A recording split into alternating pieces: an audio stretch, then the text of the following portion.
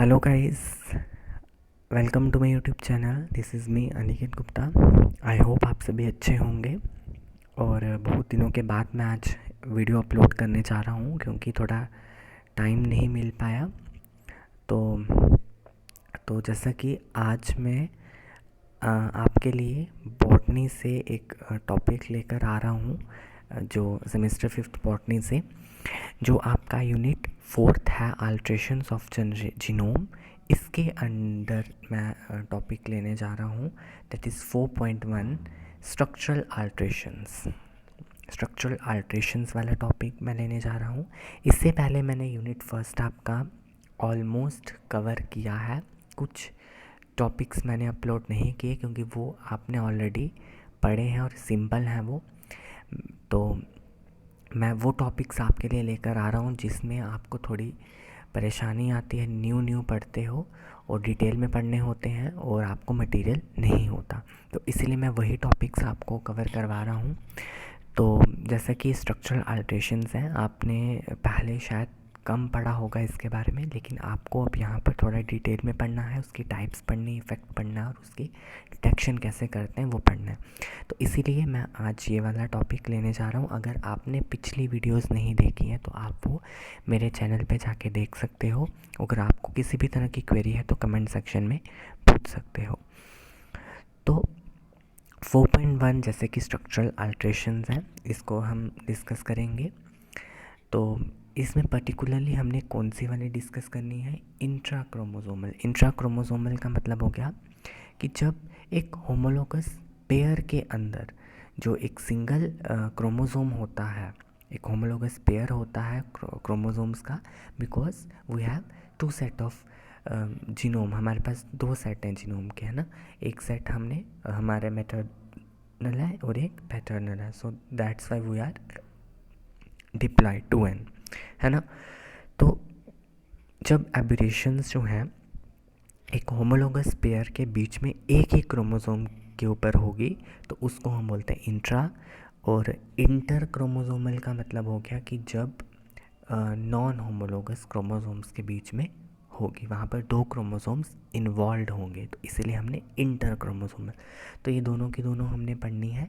तो आज ये इस वीडियो में मैं कौन सी वाली स्ट्रक्चरल अल्ट्रेशन कवर करूँगा, वो होगी आपकी डिलीशंस। कौन सी वाली होगी?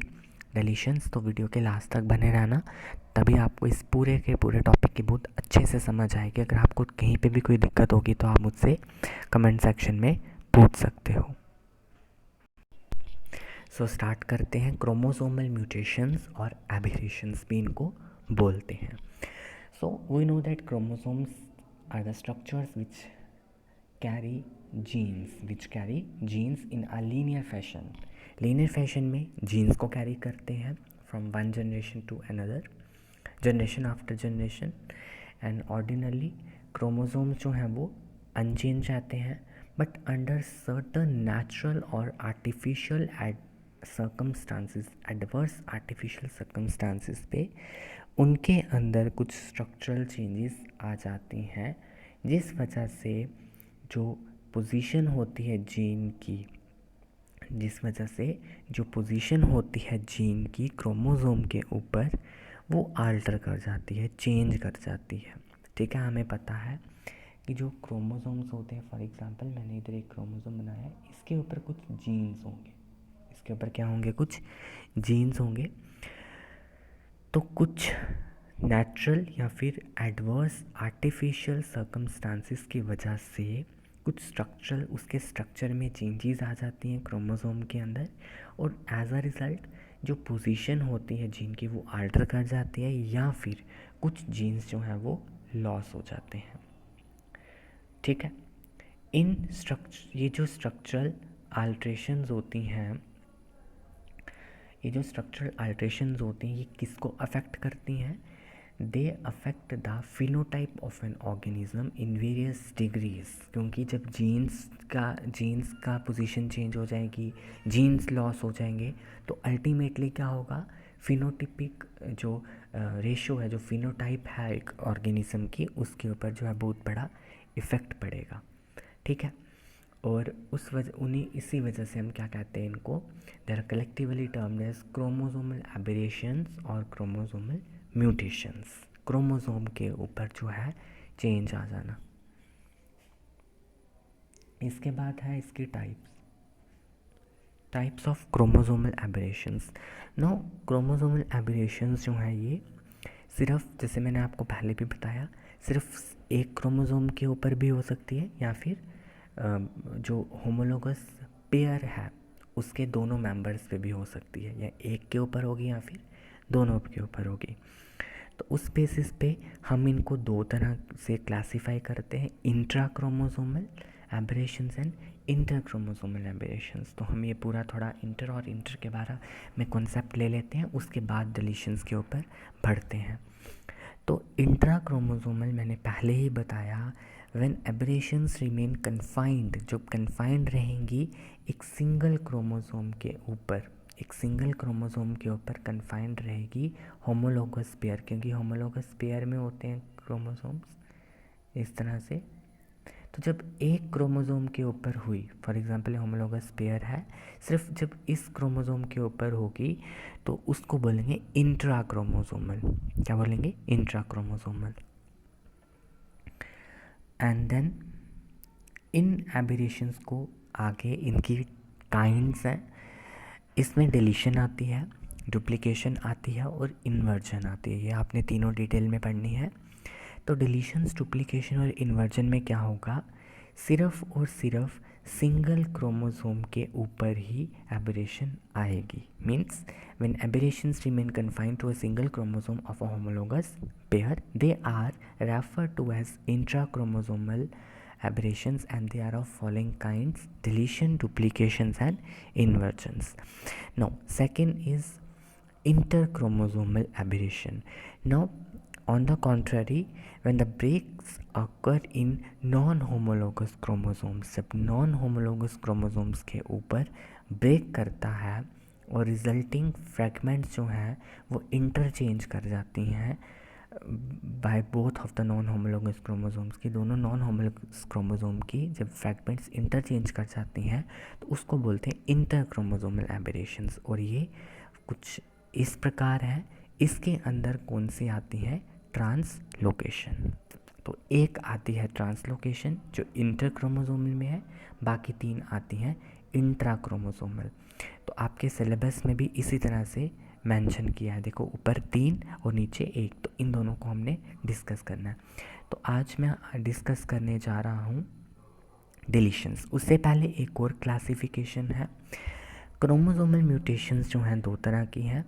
सबसे पहला जीन्स का नंबर कम होना और दूसरा हो गया पोजीशन चेंज होना।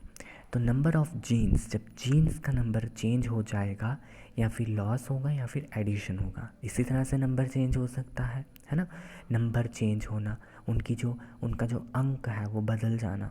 तो अंक कब बदलेगा? जब कोई उसमें हम किसी चीज़ को ऐड करेंगे या फिर वहाँ से उसको रिमूव करेंगे। तो there is 2 conditions, loss of genes और एडिशन ऑफ जीन्स।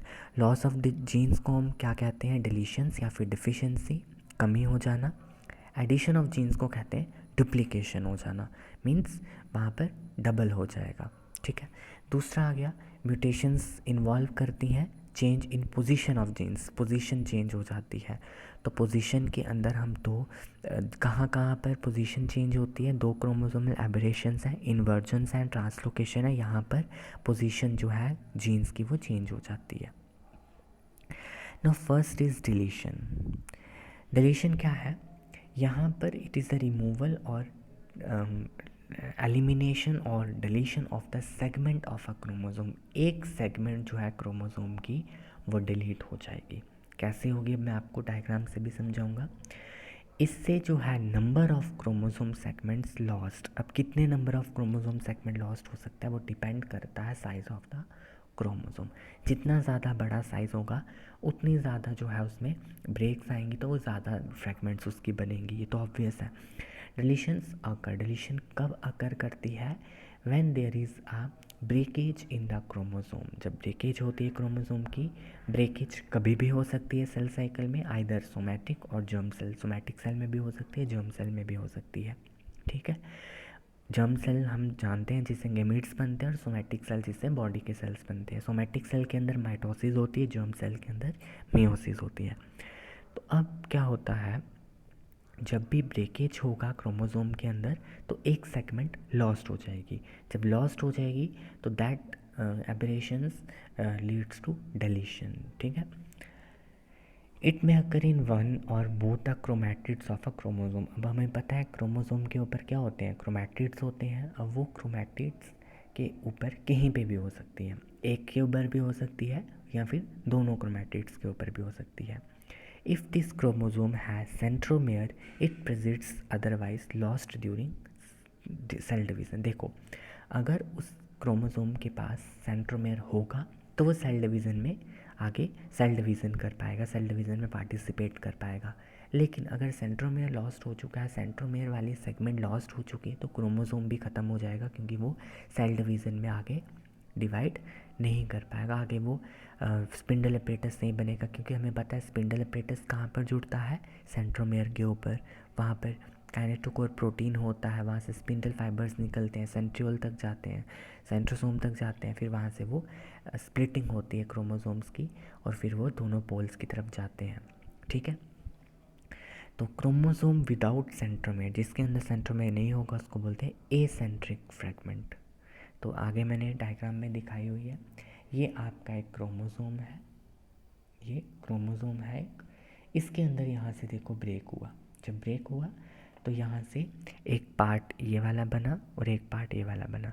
ये वाले पार्ट को हमने क्या बोला, एसेंट्रिक फ्रैगमेंट, और नीचे वाले पार्ट को हमने क्या बोला, डिलीटेड और डेफिशिएंट क्रोमोसोम। ये डिलीटेड है मीन्स इसमें से एक पार्ट क्या हो चुका है, डिलीट हो चुका है। और एसेंट्रिक फ्रैगमेंट के अंदर नो सेंट्रोमेयर, जब सेंट्रोमेयर नहीं होगा तो उसको हम बोलेंगे एसेंट्रिक फ्रैगमेंट। ठीक है। तो ये डायग्राम के साथ आपको आई होप क्लियर हो गया हो डिलीशन क्या होती है। Now deletions are of two type, terminal deletion and intercalary deletion. Terminal deletion का मतलब हो गया कि when a segment of the chromosome lost from one end of the chromosome और अदर, मीन्स टर्मिनल पोजीशन के ऊपर। जो टर्मिनल पोजीशंस होते हैं, एंड्स होते हैं, पोस्टीरियर एंड या फिर एंटीरियर एंड हम बोल सकते हैं, वहाँ से अगर डिलीशन होती है, वहाँ से अगर कोई सेगमेंट ब्रेक होती है तो हम उसको बोलेंगे टर्मिनल डिलीशन। और टर्मिनल डिलीशन का कॉज कैसे होगी, ये बाय सिंगल ब्रेक, एक ही ब्रेक आएगा। क्या होगा, सिर्फ एक ही ब्रेक आएगा। जैसे हमने ऊपर डायग्राम में देखा, only one break occur and it divides the chromosome into two सेक फ्रेगमेंट्स। ठीक है। इंटरकैलरी डिलीशन क्या होता है, in this case two breaks may occur, दो ब्रेक आएंगे किसी भी दो पॉइंट के ऊपर, कहीं पे भी दो पॉइंट के ऊपर, क्योंकि इंटरकैलरी का मतलब होता है कि बीच वाला पोर्शन। ठीक है। इंटरकैलरी हो गया टर्मिनल्स नहीं, बीच में। जब बीच से किसी भी चीज़ को हमने निकालना है तो वहाँ पर हमें दो ब्रेक चाहिए, एक ऊपर एक नीचे, फिर हम बीच से उस पार्ट को निकाल देंगे। ठीक है। तो यहाँ पर दो ब्रेक्स चाहिए, जिससे क्या होगा, removing an intercalary segment which may remain rod shape और may become ring shape chromosome. Ring shape chromosome called deletion ring बनेगी, has centromere it persist but if lacks. अगर सेंट्रोमेयर होगा तो वो रहेगा, क्रोमोसोम सेगमेंट जो है रहेगी, लेकिन अगर सेंट्रोमेयर नहीं होगा तो वो सेल डिवीज़न के टाइम पे लॉस्ट हो जाएगी। जो ब्रोकन एंड्स होंगे ओरिजिनल क्रोमोसोम के, वो वापस फ्यूज़ कर जाएंगे, जिसके अंदर क्या होगा, इंटर कैलरी और इंटरस्टिशियल डेफिशिएंसी होगी। क्यों डेफिशिएंसी होगी, क्योंकि बीच से एक पार्ट जो है वो निकल चुका है। ठीक है। जब बीच से एक पार्ट निकल चुका है तो जो रेस्ट जो हमारे पास बचा है क्रोमोसोम, टूटा हुआ क्रोमोसोम जो बचा है वो वापस जुड़ जाएगा। लेकिन अभी भी उसके अंदर क्या है, एक इंटर कैलरी डेफिशिएंसी है, इंटरस्टिशियल डेफिशिएंसी है। और इंटर कैलरी डिलीशन को हम इंटरस्टिशियल डिलीशन भी कहते हैं। Now this is the diagram, this is the normal chromosome, this is the normal chromosome. अब मैंने यहाँ पर दो साइमल्टेनियसली दोनों डिलीशंस को यहाँ पर बताया है। First is when the single break occur, यहाँ पर क्या हो रहा है, सिंगल ब्रेक हो रहा है, लेकिन यहाँ पर दो ब्रेक हो रहे हैं, रेज आ रही है, आयोनाइजिंग रेज आ रही हैं जो क्रोमोसोम को इसमें एक ब्रेक दे रही है, यहाँ पर दो ब्रेक दे रही हैं। तो ब्रेक देख लिया आपने, अब मैं इसको ओपन करके दिखाता हूँ, ये देख सकते हो। अब यहाँ पर अगर हम देखें, इसके ऊपर कुछ सीक्वेंस है, ABCDE, ये सेंट्रोमेयर है, और FG ये एक सीक्वेंस है जीन्स का। जब इसमें ये वाले केस में जब डिलीशन हुई तो AB वाला जो सेगमेंट है वो डिलीट हो गई, तो जो हमारे पास डिलीटेड क्रोमोसोम बचा उसके ऊपर क्या सीक्वेंस था, CTEFG, तो इसको बोला हमने टर्मिनल डिलीशन। अब यहाँ पर अगर हम देखें तो यहाँ पर किस में, कौन से वाले में ब्रेक हो रहा है, देखो C और D इसमें ब्रेक हो रहा है, ये C और D वाला पार्ट जो है ये निकल जाएगा, है ना। तो लास्ट में हमारे पास क्या बनेगा, AB, दिस इज़ EFG, ये E है, दिस इज़ EFG। तो यहाँ पर ये वाली सेगमेंट क्या थी, इंटर कैलरी, यहाँ से जो है ये डिलीट हो गई, तो ये बना इंटर कैलरी डिलीशन और फिर इंटरस्टिशियल डिलीशन। सो ये था हमारे पास types. Normally deletion and deficiency terms are synonyms हैं, but some books revolves this distinction between these two terms. कुछ बुक्स इन दोनों के बीच में डिस्टिंक्शन करते, डिफ्रेंशिएट करती है। क्या बोलती है बुक्स, डिफिशिएंसी को उसने बोला है जब रिमूवल होगा टर्मिनल पोर्शन ऑफ क्रोमोसोम।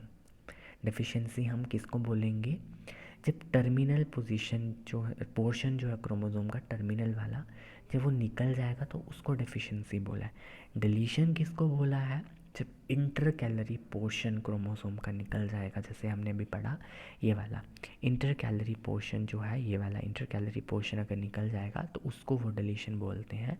और इस कंडीशन को क्या बोलते हैं, वो डेफिशिएंसी, क्योंकि यहाँ पर डेफिशिएंसी आ जाती है, एक जो जीन है वो पूरा निकल जाता है। तो ये कुछ डिस्टिंक्शंस हैं बुक्स ने की हैं, डेफिशिएंसी और डिलीशन, ये जस्ट इन्फॉर्मेशन देने के लिए।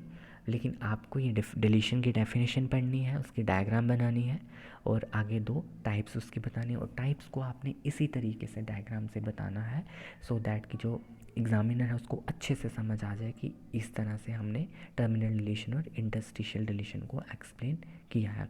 तो मैं इस वीडियो को यहीं पे रोकता हूँ। कंप्लीट तो नहीं हो पाए, लेकिन नेक्स्ट पार्ट इसका मैं जल्द ही डाल दूँगा, और जिसमें मैं आपका इसके बिहेवियर और सिग्निफिकेंसेस को डिस्कस करूँगा। So thank you guys, thank you so much.